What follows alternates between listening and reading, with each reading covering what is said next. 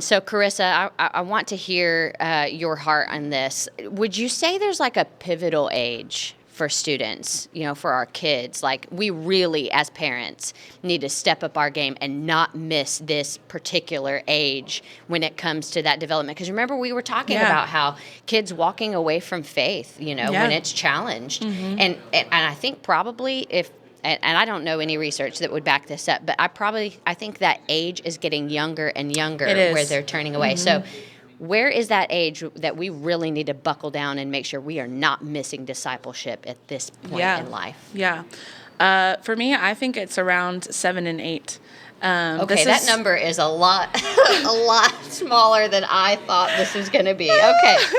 Well, around 7 or 8 is developmentally when we're beginning to decipher between fiction and reality. Yeah. So like Superman and Jesus, Mickey and Jesus are no longer equal. Yeah, you're right. And I think I hear this all the time. This is the testimony when kids who grow up in the faith. I got saved when I was 4 or 5, which makes sense because developmentally that's when I'm starting to understand life and death. Right. I got baptized when I was 7 or 8. And then there's just this like desert years. And then I get to college and I finally understood what faith really meant. Right. And then I kind of recommitted my life to Christ. I hear that testimony over and over and over again.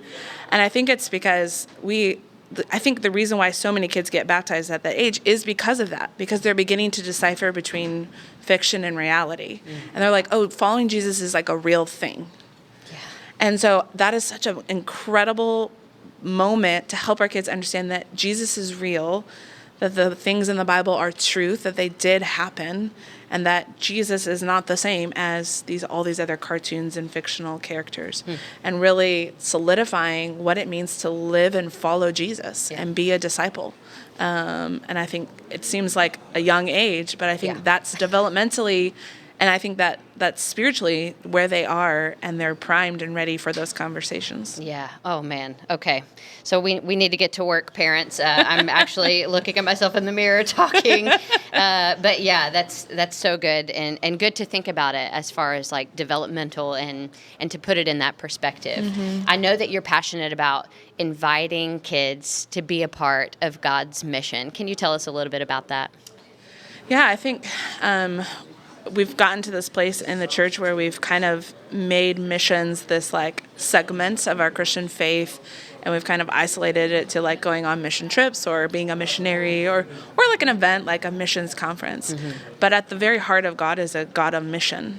And his mission is to be known and worshiped among every nation, tribe, and tongue.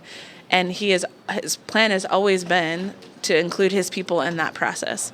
And this is the story our kids are invited into. We see the end of it in Revelation, every nation, tribe, and tongue worshiping Jesus. And our kids, just like David and Daniel and Solomon, are a part. They have a part in the unfolding story of God right now while they're young. And I think we talk a lot about the Great Commission and how, we're so far from seeing it realized. And I think churches get frustrated because they don't get their congregation to care about missions. But it's because when did we start teaching them that this is their commandment to obey and that God has a part for them to play? And I think we need the whole church to create the whole mission of God and to be able to reach that goal. And we just need to bring our kids into that and make them feel like they have a part of that story.